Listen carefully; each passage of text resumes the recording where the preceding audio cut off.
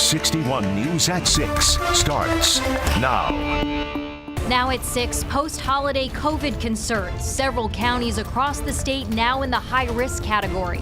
We recommend wearing a mask if indoors in public. We're hearing from local health officials about what you can do to stay safe. But if the patient requires medicine, some demand is higher than supply right now. It felt very much like when we were looking for the COVID tests a year or two ago. And they said, well, the truck's coming. We don't know what's on it. Good luck. The lengths parents are going to get their kids the medications they need. And sometimes you just need to get home. A call to action for Southwest Airlines to better get you there. The numbers of cancellations and delays has risen by 63%. 1 out of every 4 flights in America in 2022, 1 out of every 4 was canceled or delayed. They are hitting rock bottom performance level. New demands from local leaders.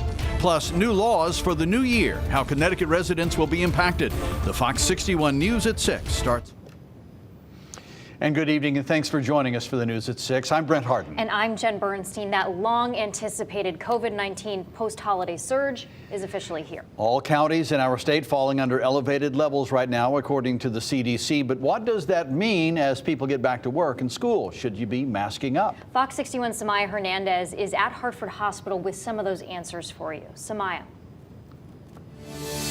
Yeah, Jen and Brent, there's a sub-variant behind all of this, and doctors tell me that it's more transmissible, but the symptoms are less severe. Still, nearly half the state is encouraged to mask up again. I'm happy everybody had some good family, friends time. Back to school and work means back to a post-holiday COVID-19 surge. I would expect the rate to be a tad higher over the course of this week as people come back and then get back to their activities. And then we're hoping that after the holiday rush, we'll start to see a downslope. Before Thanksgiving, Connecticut's COVID positivity rate was below 10%. Now, on the second day of the year, it's around 17%. And now 4 out of 8 counties are on the CDC's high alert for COVID.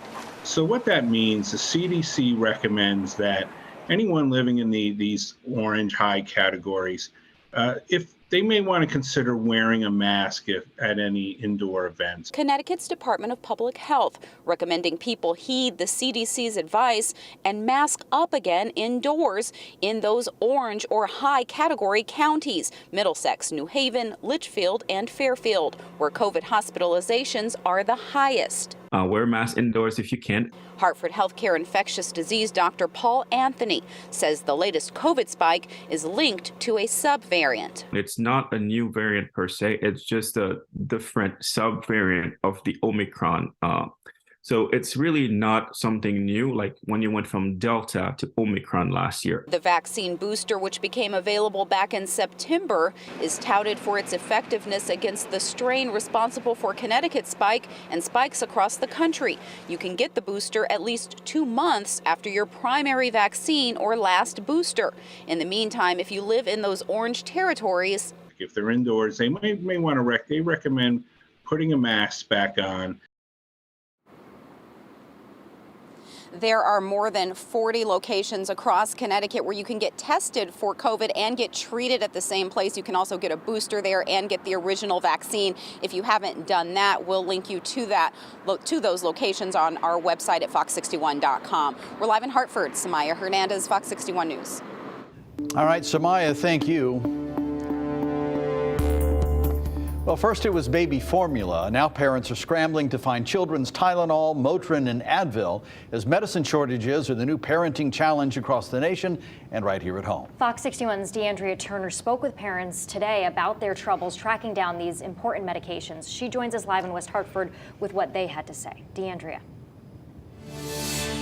Well, you guys, when parents walk into stores like CVS right here behind me, they're often met with disappointment trying to find those medications for their children. A lot of parents telling me that they've made this a team effort to try to find anything. And they also tell me that it's a combination between COVID-19, flu, and RSV that has made this demand for medications even higher. But finding that medication on the shelves it's hard. Merritt Canino says that she has had to recruit family and friends to help search, but they've gone to multiple stores to find empty shelves.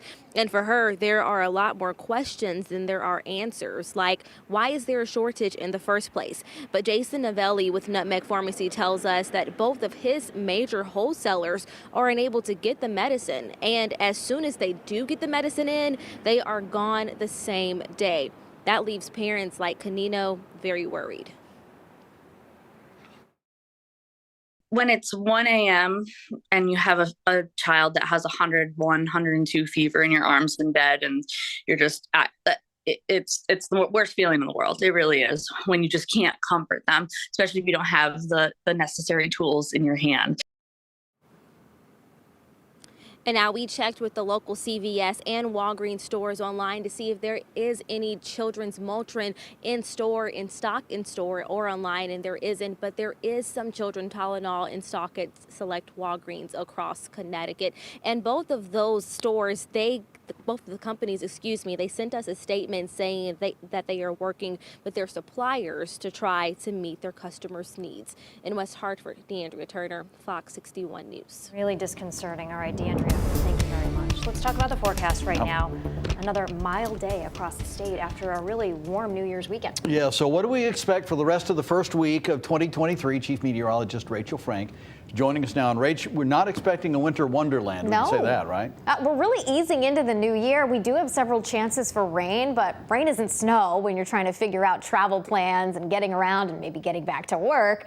So overall, we're doing just fine. Right around 40 degrees for Hartford and for the New Haven area. Upper 30s in Windsor Locks. No weather problems out there for us tonight.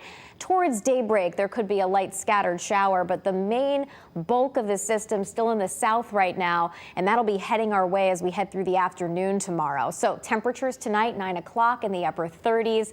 We'll see overnight lows dip back into the mid 30s as we head towards daybreak tomorrow. And then temperatures will steadily climb through the day. We will see high temperatures around 50, although it may take all day for us to get there. Scattered showers in the morning, areas of patchy fog, and then in the afternoon, a steady rainfall, and it could come down heavily at times. By the evening, a few lingering scattered showers, but rising temperatures, and that'll set us up for the chance for record-challenging warmth again during the day on Wednesday. We'll talk about it and take you through the drop behind it coming up.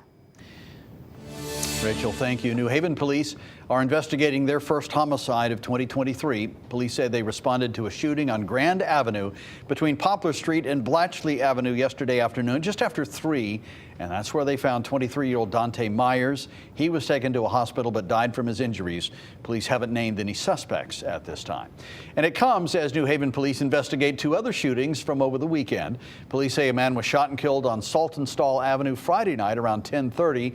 That victim identified as 27-year-old Ernie Negroni Feliciano. And just a few hours earlier, police say a 44-year-old New Haven woman was found shot on Ferry Street. There's no word on her condition right now. Anyone with information on either shooting should call police. Hamden police are searching for a suspect in a triple shooting that left 1 man dead early yesterday morning. Police responded to Route 15, where multiple people were found in a car with gunshot wounds. The driver, 23-year-old Adrian Lopez of Bridgeport, was pronounced dead at the scene. We're told 1 passenger is in critical condition while another is in stable condition with minor injuries. A 4th passenger was not injured. No word on any suspects tonight. And a person is dead after an overnight crash in Bristol. Police say a 57-year-old was killed after crashing into a utility pole on Farmington Avenue just after 1 a.m. Farmington Avenue was closed for several hours while crews investigated. Police have not identified the victim at this time.